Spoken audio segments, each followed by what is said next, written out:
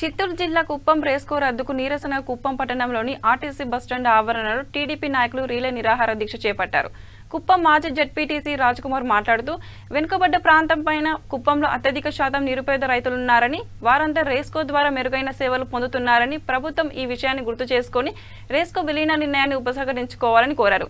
MLA Chandrababu Naidu Kuppam ప్రజలకు అండగా ఉంటున్నారని, కక్ష సాధింపుతో కుప్పంలోని రైతులపై కసి తీర్చుకోవాలని వైసీపీ ప్రభుత్వం కక్ష కట్టి రెస్కోను డిస్కోమ్లా విలీనం చేస్తున్నారని ఆయన మండిపడ్డారు. మీటర్ బిగించుకొని కరెంట్ ఇచ్చుకోవచ్చు, పంట కాపాడుకోవచ్చు. నువ్వు బోరేసిన తర్వాత పొలం దగ్గరికి పోయి అప్లికేషన్ పెట్టుకోవాలా. జిల్లా మొత్తం ఎన్ని అప్లికేషన్ ఉన్నాయో నీకు ఒక నెంబర్ ఇస్తారు. వరుస క్రమంలో నీ నెంబర్ 250, 230 వస్తే 250 మందికి బిగించిన తర్వాత కరెంట్ నీకు ఇస్తారు. అంతవరకు పంట కాపాడేది ఎవరు? వాళ్ళ అమ్మ మూడు కాపాడతాడా? ఎవడు కాపాడతాడు పంటను? రైతు పంట కాపాడాలంటే బోరేసిన వెంటనే 24 గంటల మోటార్ ఇస్తే రైతు బాగుపడతాడు.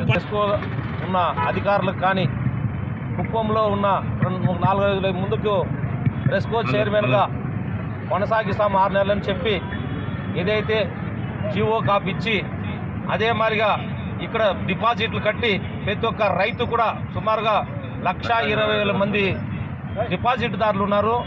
ఈరోజు ఏ ఒక్క రైతును కానీ జనరల్ బాడీ మీటింగ్ కానీ ఏది పెట్టకుండా ప్రజల యొక్క మనోభావాలు ఏమని తెలియకుండా ఏకపక్షంగా కుప్పం మీద చంద్రబాబు నాయుడు గారు కుప్పం ప్రజల మీద అండగా ఉండడానికి కక్ష సాధింపుతో ఈరోజు రెస్కోని ఇమీడియట్గా మూసేయడం అనేది ప్రతి ఒక్క రైతుని కూడా. మేము గత 2 రోజుల ముందు కూడా రెస్కో కార్యాలయానికి పోయి రైతులు ఇంత బాధపడుతుంటే పేద ప్రజానీకానికి కూడా రేపు ఒక మీటర్ తీసుకోవాలంటే 1 సంవత్సరం గ్యారంటీగా 1 సంవత్సరం అవుతుంది. అది కూడా ఏమంటారంటే వాళ్ళు పరంనేరుకు పోండి, లేదంటే చిత్తూరుకు పోవాలా, అది సీరియల్ రావాలా అంటారు.